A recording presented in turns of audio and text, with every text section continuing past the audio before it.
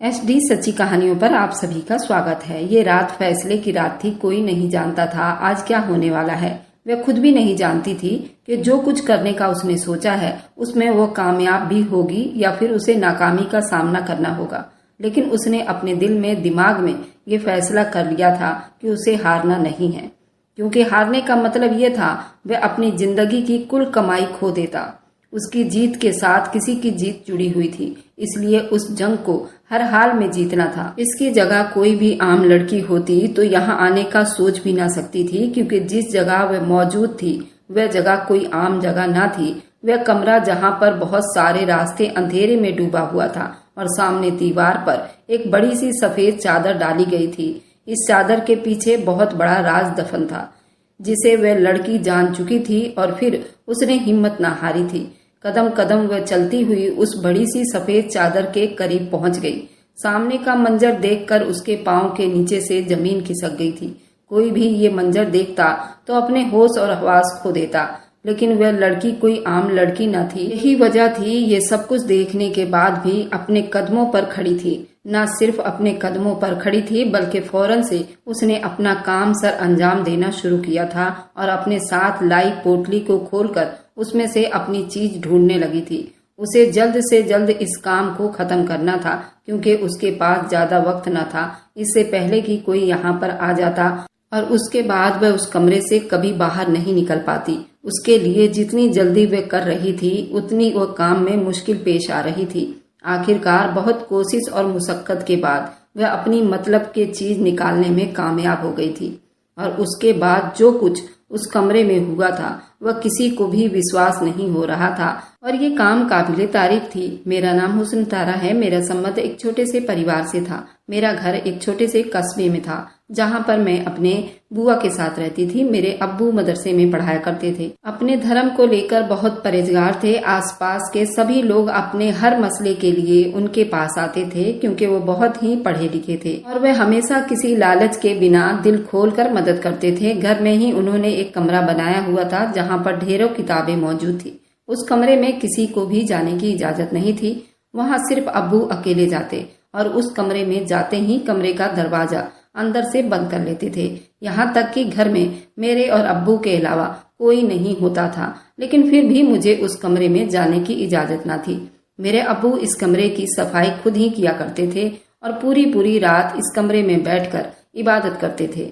सुबह यहाँ से निकलते तो उस कमरे को ताला लगा देते। ये सब कुछ मैं बचपन से देखती आ रही थी। जब माँ से पूछती तो मुझे कहती कि वो वहाँ पर अब्बू की पर्सनल चीजें हैं और किताबें मौजूद हैं, इसलिए वह किसी को वहाँ पर जाने नहीं देते।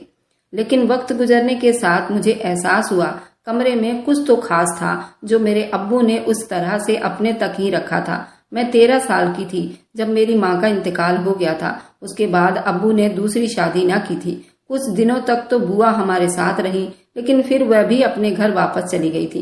इसके बाद मैंने ही घर की सारी जिम्मेदारियां संभाल ली थी, जबकि अब्बू काम में मेरी मदद करवा देते थे। फिर उनके जाने के बाद सब कुछ मैंने संभाल ली।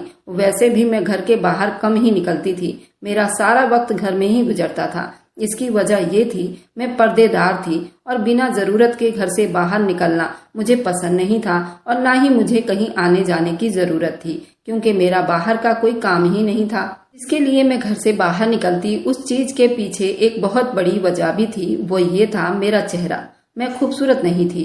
मेरे चेहरे पर सफेद रंग के बड़े बड़े दाग धब्बे थे। मुझे बदसूरत बनाते थे, लेकिन मैंने कभी भी अपने रब की शुक्रिया अदा करना नहीं भूलती थी।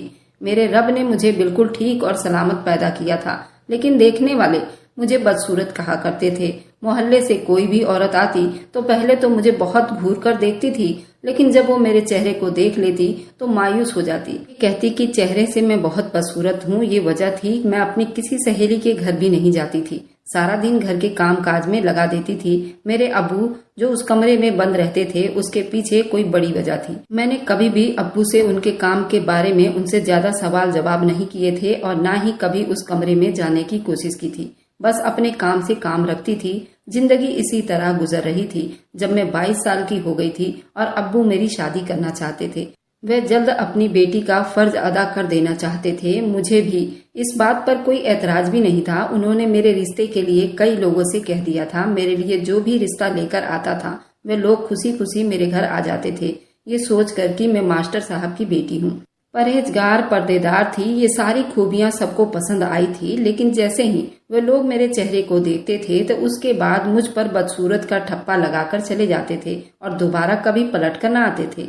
जबकि अब्बू मुझे हमेशा ही ये बात समझाते थे कि इंसान की असल खूबसूरती उसके दिल में छुपी होती है, ना कि उसके चेहरे पर। और ये बात मैं अच्छी तरह से जानती थी, मगर लोगों का रवैया मुझे तकलीफ देती थी। अब्बू ने तो पहले ही दिन कहा था कि उन्हें हमारे जैसे लोग चाहिए, जो कि दीन के रास्ते पर चलने वाले हों, लोगों की मदद करने वाले हों, दीन के खातिर काम करने वाले हों। मगर खाला ने साफ मना कर दिया था। अब तक वह जितने भी लोगों को हमारे घर लाई थी, सब ने मेरे चेहरे की वजह से मुझे इनकार कर दिया था। अब ऐसे में मेरे लिए किसी तलाकशुदा आदमी का ही रिश्ता आ सकता था, क्योंकि अक्सर ऐसी समस्याओं में ऐसे ही लोग कबूल करते हैं। उनकी इस तरह की बातें मुझे बहुत तकलीफ देती थी, लेकिन मैं सब्र कर लेती थी, ये सोचकर कि मेरे रब ने मेरे लिए कुछ बेहतर सोचा होगा। और फिर एक दिन खाला खुशी खुशी हमारे घर आई थी, जबकि अब्बू भी ये बात देखकर हैरान थे और उन्होंने भी सारा मामला ऊपर वाले पर ही छोड़ दिया था। उस दिन खाला ने बहुत बड़ी खुशखबरी सुनाई। मेरे लिए एक अच्छे घर का रिश्ता आ गया था। लड़का इकलौता था और अच्छा था। उसके माँ बाप इस दुनिया में हयात नहीं थे। वह अकेला रहता था। शहर में उसका अपना ही घर था। उसकी कोई भी डिमांड नहीं थी, बस वही चाहता कि लड़की अच्छे घर की हो, वफादार हो, सलीके वाली हो, दीनदार हो। उसे उसके अलावा कुछ भी नहीं चाहिए था। मुझे ऐसे ही उन्होंने उसके सामने जिक्र किया था। एक मास्टर साहब की बेटी है, बहुत ही पर्देदार है। उस लड़के ने फौरन हाँ कर दी और कहा वह इस घर में शादी करने के लिए बिल्कुल तैयार है। बस खाला ने जल्दी जल्दी ये रिश्ता तय कर दिया और शादी की तारीख भी तय कर दी गई। अब मैं हैरान थी। लड़के ने तो मुझे देखा भी नहीं था, जबकि खाला का कहना था कि उसे मेरे बारे में सब कुछ बता दिया है। अब्बू अब कुछ बीमार रहते थे, इसलिए उन्होंने रिश्ते के लिए हाँ कर दी थी और जुम्मे का दिन मेरा निकाह होना तय कर दिया था। घर में थोड़ी बहुत शादी की तैयारी चल रही थी। एक दिन रात के वक्त मैं अपने कमरे में सो रही थी, जब अचानक से मुझे अपने नाम की पुकार सुनाई दी थी, ऐसे जैसे कोई मेरे कान के करीब आकर मुझे पुकार रहा हो।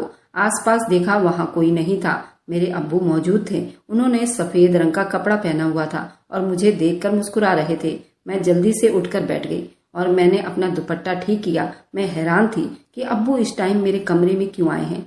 जब उन्होंने मुझे हाथ के इशारे से अपने साथ आने को कहा, वह बोले कुछ नहीं। उन्होंने बस इशारे से मुझे अपने पीछे आने के लिए कहा। मैं जल्दी से उठकर उनके पीछे चल पड़ी थी और वे अपने कमरे की तरफ जा रहे थे। मैं भी चुप से उनके पीछे चली जा रही थी। कमरे के दरवाजे पर जाकर वह रुके और उन्होंने पलटकर मुझे देखा और कहने लगे, आज तक इस कमरे में उनके अलावा कोई नहीं गया, क्योंकि ये कमरा बहुत ही खास है। इसमें सिर्फ वही आदमी जा सकता है जो इस इल्म को पूरी तरह से जानता हो, जो मेरे अब्बू के पास था। और उनका कहना था, क्योंकि मैं उनकी इकलौती बेटी थी, जिंदगी थी उनकी, और जो इल्म उन्होंने पूरी जिंदगी लगाकर सीखा था, वह भी उनकी जिंदगी का सारा धन दौलत था। ये बहुत खास इल्म था। उन्होंने एक अलग से अपने लिए कमरा बनवाया हुआ था ताकि वे लोगों की मदद कर सकें, और अब वो बीमार रहने लगे थे। उनके जिंदगी का कोई भरोसा नहीं था। इसी वजह से जाने से पहले ये इल्म मुझे देना चाहते थे, ताकि उनके बाद उनकी बेटी इस इल्म से लोगों का फायदा पहुंचा सके। इसलिए आज मुझे उस कमरे में आने की इजाजत मिल रही थी और मैं उस कमरे में उसी वक्त आ सकती हूँ जब मेरा मकसद नेक होगा और मैं लोगों की मदद के लिए यहाँ आऊंगी। मैं खामोशी से उनके साथ उस कमरे में दाखिल हुई थी, जिसके साथ ही मुझे ये एहसास हुआ था कमरे में मेरे अब्बू के अलावा कोई और भी मौजूद था, जिसे मैं देख नहीं सकती थी। अब उसके साथ ही अब्बू ने उस रात मुझे सब कुछ समझाना शुरू किया था और उसके साथ उन्होंने मुझे ये भी कहा था, अगर कभी भी तुमने जिंदगी में अपने फायदे अपने किसी गलत मकसद को पूरा करने के लिए इस्तेमाल किया, ये सब कुछ खत्म हो जाएगा। ये सिर्फ नेक इरादों और नेक लोगों के लिए ही इस्तेमाल किया जा सकता है। ये बात हमेशा याद रखनी होगी। और इस कमरे में आने से पहले मुझे वजू करना होगा। बिना वजू के मैं इस कमरे में दाखिल नहीं हो सकती और ना इस कमरे के बारे में मुझे किसी से कोई जिक्र करना होगा और ना ही कभी किसी को यहाँ आने की इजाजत देनी है। मेरे अब्बू के अलावा अगर कोई तीसरा यहाँ आएगा, वह उसी सूरत में आएगा जो उन्हें मुझे कबूल करवा लिया था। मैंने अपने अब्बू का इल्म सीख लिया था और उसके बाद मेरी शादी हो गई थी।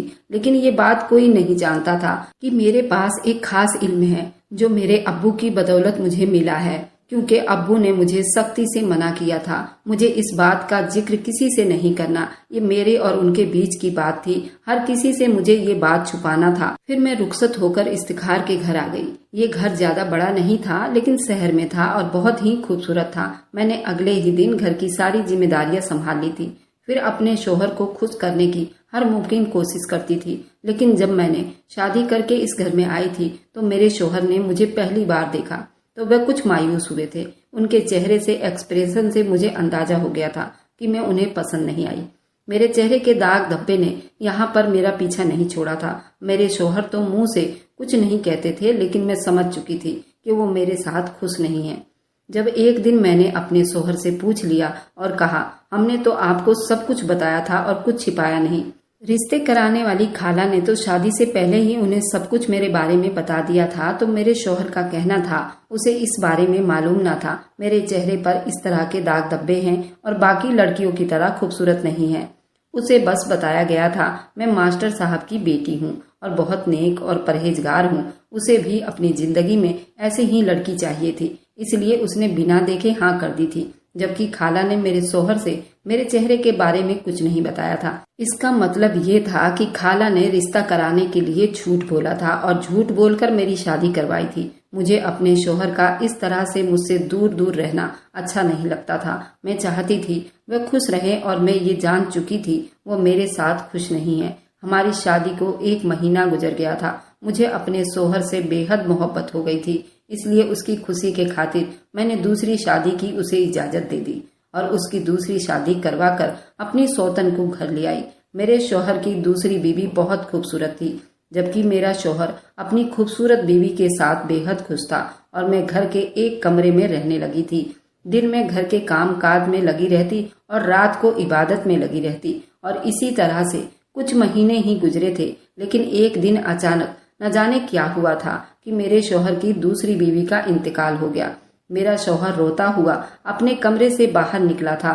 जब मैंने उससे वजह पूछी तो कहने लगा कि मेरी बीवी की मौत हो गई है। मैं उसकी बात सुनकर हैरान थी कि अचानक से उसे क्या हो गया। कुछ समझ नहीं आया था कि क्या हुआ है। जब मेरे शोहर ने कहा मैं इस बात का जिक्र किसी से ना करूं और इसको राज ही रहने दूं, वह अपनी बीवी को कमरे में ही दफन करेगा। मैं अपने शोहर की ये बात सुनकर काफी हैरान हुई थी। मैंने अपने शोहर को समझाने की बहुत कोशिश की, लेकिन वो मानने को तैयार नहीं था। आखिरकार उसकी खुशी के लिए मुझे एक और बात माननी पड़ी और मैं इस बात पर राजी हो गई। मेरे शोहर ने बिना किसी को बताए खामोशी से अपनी बीवी को उस कमरे में दफन कर दिया था और उसी दिन के बाद से कभी उस कमरे में नहीं गई थी। लेकिन मेरा शोहर हर रोज रात को तैयार होकर उस कमरे में बंद हो जाता था और मैं ये सब देखकर परेशान हो जाती थी। जिस दिन से मेरे शोहर की दूसरी बीवी का इंतकाल हुआ था और मेरे शोहर ने उसे घर के कमरे में ही दफन किया था, उस दिन के बाद से मैं जैसे ही सोने के लिए लेटती थी मुझे अजीब तरह के सपने आने लगे थे। मेरे सपनों में 2 लोग होते थे जिन्होंने सफेद रंग का लिबास पहना होता था और वे दोनों ही एक गोल दायरे में घूम रहे होते थे, जबकि उनका चेहरा मुझे साफ दिखाई नहीं देता था और उनके हाथों में घड़ी सी होती जो वो लेकर उस गोले के आजू बाजू में घूमते रहते। मैं जल्दी से उठकर बैठ जाती। ये सपना मुझे बार बार आने लगा था। हर दिन मैं ये सपना देखती और डर के मारे उठकर बैठ जाती। लेकिन वे लोग कौन थे मुझे नहीं मालूम था, लेकिन उसमें से मुझे किसी का भी चेहरा साफ दिखाई नहीं देता था। इतना तो मैं जान चुकी थी कोई मामूली सपना नहीं था, जरूर इसके साथ कोई बड़ी वजह छुपी हुई थी और मुझे ये भी लगने लगा था कि इसका संबंध कहीं न कहीं मेरे शोहर की दूसरी बीवी की मौत से था। लेकिन आखिरकार इस सपने का उस औरत से क्या संबंध था, ये बात मुझे समझ नहीं आ रही थी। उसके साथ ही इस घर में बहुत अजीबोगरीब तरह का एहसास होने लगा था। ऐसा लगता था जैसे इस घर पर किसी ने बहुत बड़ा बोझ डाल दिया हो। मुझे इस घर से अजीब सी बेचैनी होने लगी थी। इस घर में मेरा दम घुटता था और मेरा दिल करता था मैं इस घर से कहीं दूर भाग जाऊं। लेकिन इससे पहले तो ऐसा कुछ न था। मैं शादी करके इस घर में आई थी और मैं बहुत खुश रहती थी। अचानक से ही मेरी तबीयत खराब रहने लगी। जब मुझे पता चला कि मैं प्रेग्नेंट हूँ, मेरे शोहर को जब इस बात का पता हुआ था तो वो बेहद खुश हुआ था। खुश तो मैं भी बहुत थी, लेकिन कहीं ना कहीं मैं बहुत बेचैन थी। क्योंकि मुझे ऐसा लगता था कुछ तो ऐसा है जो ठीक नहीं है, लेकिन ऐसी कोई चीज नजर नहीं आ रही थी। आखिरकार मैंने अपने दिल को तसल्ली दी थी, ये सोचते हुए शायद मेरी तबीयत ठीक नहीं रहती, इसलिए मुझे ऐसा महसूस होता है। सारी चीजें तो फिर अलग रह गई, लेकिन इस सपने ने मुझे परेशान किया हुआ था। अगर मैं बाकी सारी बातों को नजरअंदाज कर भी देती, तब भी ये बात कैसे नजरअंदाज करती, और मुझे बार बार ऐसा लगता था कहीं ना कहीं ये संबंध मेरे शौहर से भी जुड़ा हुआ है। सबसे पहले मुझे उनके मकसद को जानना था, और उसके लिए मुझे अभी थोड़ा सा इंतजार करना था। इस पहेली को मैं अकेले नहीं सुलझा सकती थी, जिसके लिए मुझे अब्बू की मदद चाहिए थी। अब मुझे इंतजार था अब्बू से मिलने का। वक्त इसी तरह गुजरने लगा था, और फिर मेरा बेटा इस दुनिया में आ गया था, जिसे देखकर मुझे नई जिंदगी मिली थी, और मैं बहुत खुश थी। जबकि मेरा शौहर भी अपने बेटे को देखकर बेहद खुश था। उसकी खुशी का तो कोई ठिकाना ही नहीं था। वह बार बार उसे उठाकर देखता था, ऐसे जैसे वह अपने आप को यकीन दिलाने की कोशिश कर रहा हो कि वाकई में ये उसकी औलाद थी। मुझे उस आदमी की समझ नहीं आ रही थी। एक तरफ तो वह आदमी औलाद से इस तरह मोहब्बत करता था, दूसरी तरफ वह न जाने कौन सा अमल करने की कोशिश कर रहा था। मैं अपने शौहर को समझाना चाहती थी, उसे रोकना चाहती थी। वह जो कुछ भी कर रहा है उसे छोड़ दे, मेरे साथ और अपने बेटे के साथ वह सुकून से जिंदगी बिताए। लेकिन अभी मैं कोई भी बात करके उसके नजरों में नहीं आना चाहती थी कि मैं चाहती थी पहले मैं इस हकीकत को खुद जान लूं, उसके बाद ही मैं अपने शौहर से इस बारे में कोई बात करूंगी। इसी वजह से मैं अभी तक चुप थी। जैसे ही मेरा बेटा इस दुनिया में आया था, उस दिन के बाद से हर रोज मेरा शौहर मेरे लिए एक बड़ा सा कटोरा लेकर आता था, जिसमें दूध होता था, और वह दूध मुझे पीने के लिए कहता। मेरा बहुत ख्याल रखता था। मुझे उसके इरादे कुछ ठीक नहीं लग रहे थे, इसलिए मैं वह दूध पीने के बजाय छुपकर बाहर फेंक देती थी और उसके सामने यही जाहिर करती थी कि मैंने दूध पी लिया है। उसके बाद वो मुझे अपने साथ चलने को कहता। घर के आंगन में बैठाकर मेरे चेहरे और बाजू पर एक पोटली से मिट्टी निकाल कर लगाता और कहता, ये मिट्टी बहुत ही पाक है, वह एक बड़े पीर साहब से लेकर आया है, इसलिए वह हर रोज मुझे वह मिट्टी लगाता ताकि मुझे किसी की बुरी नजर ना लगे। उसके साथ ही वो मेरे बेटे को भी गोद में उठाता था, उसके ऊपर भी वही मिट्टी लगानी शुरू कर देता था। मैं चुप से ये सब कुछ देख रही थी। मेरे शौहर का कहना था बस ये सब कुछ उसे सिर्फ 41 दिन तक करना है, और उसके बाद हर बुरी नजर से हमेशा के लिए हम दोनों बच जाएंगे। उसके बाद कभी भी मुझे फिर या उसके बेटे को किसी की बुरी नजर नहीं लगेगी। दिन इसी तरह चुप से गुजरने लगे थे। फिर 41 दिन पूरे हो गए थे और उसके साथ ही मेरा शौहर बहुत खुश था। उसने मुझे मेरे अब्बू के घर जाने की इजाजत दे दी थी।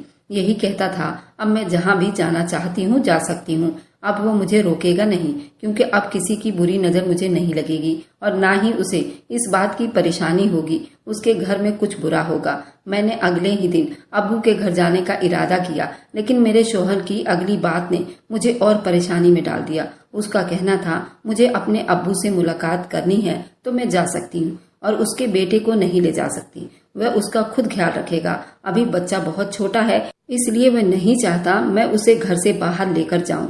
मैं इतने छोटे से बच्चे को कैसे उसके पास अकेला छोड़कर आ सकती थी, लेकिन मेरा जाना भी बहुत जरूरी था।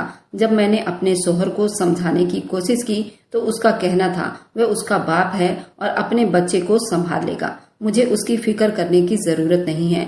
अगर मुझे अपने अब्बू से मिलना है तो मैं जा सकती हूँ, वरना मैं चुप से यहीं रहूं।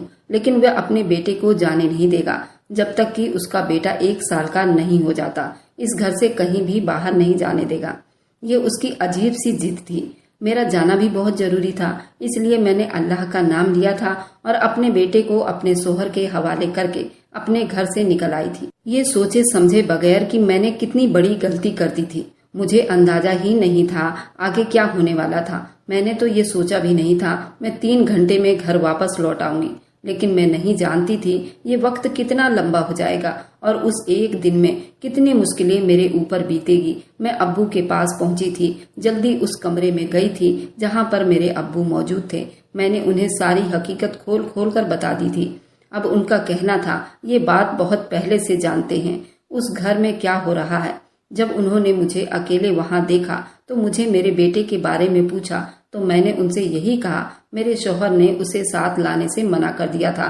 वह जल्दी से अपनी जगह से उठे थे और उनका कहना था, बाकी बातें वो मुझे बाद में समझाएंगे, अभी मैं जल्दी उनके साथ चलूं, हमें जल्द से जल्द वहां जाना है। मैं हैरान थी। आज से पहले तो अब्बू कभी घर से बाहर निकले नहीं थे। मैं भी उनके पीछे चल पड़ी थी, मगर जैसे ही हम लोग मेरे घर पहुंचे थे तो घर के दरवाजे पर ताला लगा हुआ था। मैं और अब्बू मायूसी से वापस लौट आए थे और उनका कहना था वही हुआ जिसका डर था।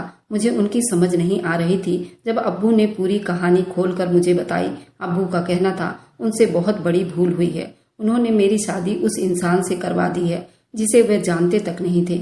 उन्हें तो यही लगा वह एक अच्छा इंसान है, लेकिन ऐसा कुछ नहीं है। मेरा शौहर एक अच्छा इंसान नहीं है और वह किसी बहुत बड़े मकसद को हासिल करना चाहता है।